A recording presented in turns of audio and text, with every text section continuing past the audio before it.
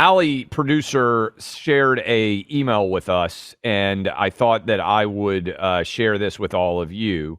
Clay and Buck, I'm reaching out because my son, I won't say his name, but know that we are talking to you, helped start a Cape Cod chapter of Turning Point USA a couple of years ago. He's home today, somewhat broken, trying to process what happened. He's only 20 years old. My son's been inspired by Charlie Kirk since he was a little kid. He now works for Leadership Institute, spends endless hours recruiting students at colleges all over the Northeast. I want to see if there's a way that you could possibly speak to him today. I think good therapy for him would be to speak about Charlie Kirk. He's alone in his room right now. I'm trying to think of a way to help him get inspired, lift his spirits. Anything you can do would be greatly appreciated. So I don't want to call this kid. I don't want to put him on the talk to millions of people. But Buck, I think you and they can clip this and they can share it with him. And you're hearing my voice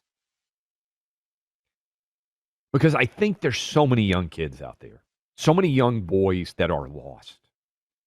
And Charlie was for them a voice to help provide salvation to them. That's why he connected so well with young men, young boys. And I know in my own household that just from talking to my kids about the impact, my ninth grade son said, Dad, we went in the locker room and the whole football team was just crushed. My son, one of my sons, last night when I was talking to him said, do you think Charlie's kids are going to grow up and watch that video of him getting shot one day?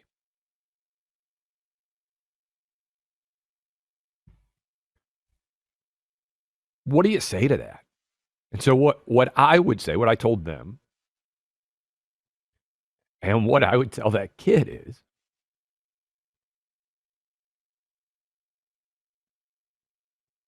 you have to be tougher than you think you are. And you have to be braver than you think you are.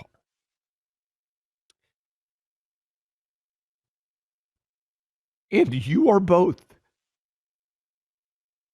And so are all of us. And I think for young kids in particular, you may not have experienced it. And I know for you, Buck, I could see it in your eyes because this is the first time something like this has happened since you became a dad. Yeah. And it changes you in a big way. But what I would say is everybody has to lift up and be braver and more courageous and stronger than you think you are. And I think when you're a young kid, young boy, young girl, you feel like you're fragile, and you aren't. You are so much stronger than you think you are. And one of the things with this whole toxic empathy universe is we're telling kids, hey, you're weak. Words hurt you. You need to be protected from the real world. That guy who killed Charlie, he was weak. There was an open mic right there. If you have the best argument in the world, Charlie was providing you a voice to step right up and tell him why he was wrong. And instead of that, from 200 yards away, you took his life. For your young son, for so many young people out there, and for a lot of us that are older too, we have to be braver. We have to be more courageous. We have to be tougher than we even think we are. And you cannot let people who want to silence you win, ever. That's what they want. You have to stand up stronger than you've ever been before. All of us do. Your son, my sons, everybody's sons and daughters, and all of us too have to be the rocks to allow them to stand up and be strong.